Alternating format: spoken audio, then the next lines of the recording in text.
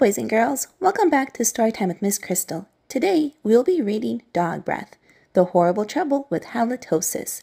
The author of our story is Dav Pilkey and the illustrator is Dav Pilkey. Don't forget to like and subscribe if you enjoyed this story.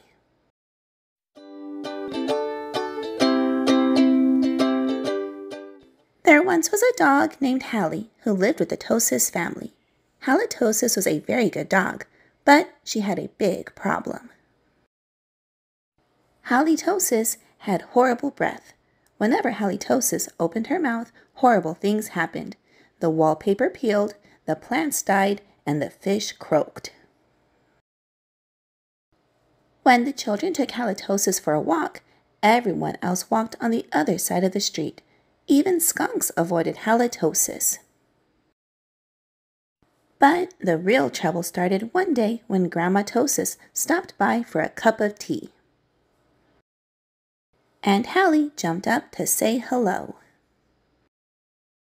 Mr. and Mrs. Tosis were not amused. Something has to be done about that smelly dog, they said. The next day, Mr. and Mrs. Tosis decided to find a new home for Hallie. They put a sign in their front yard that said, "Free dog to a good home." The children knew that the only way they could save their dog was to get rid of her bad breath. So they took Halitosis to the top of a mountain that had a breathtaking view. They hoped that the breathtaking view would take Hallie's bad breath away, but it didn't. Next, the children took Halitosis to a very exciting movie. They hoped that all the excitement would leave Hallie breathless. They took her to see Breath of a Salesman, starring Perry O'Donnell and Ginger Vitus. But it didn't work either. Finally, the children took Halitosis to a carnival. They hoped that Hallie would lose her breath on the speedy roller coaster. But that idea stunk too.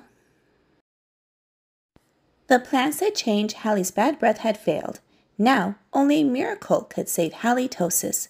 Sadly, the three friends said goodnight, unaware that a miracle was just on the horizon. Later that night, when everyone was sound asleep, two sneaky burglars crept into the Tosis house.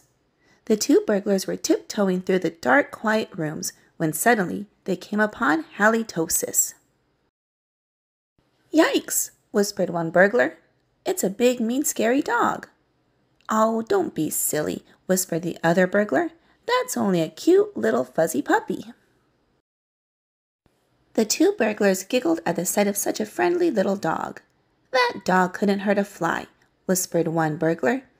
"Come here, Poochie Poochie," whispered the other. So Halitosis came over and gave the burglars a big kiss. Slurp went her tongue. The next morning, the Tosis family awoke to find two burglars passed out cold on their living room floor. It was a miracle.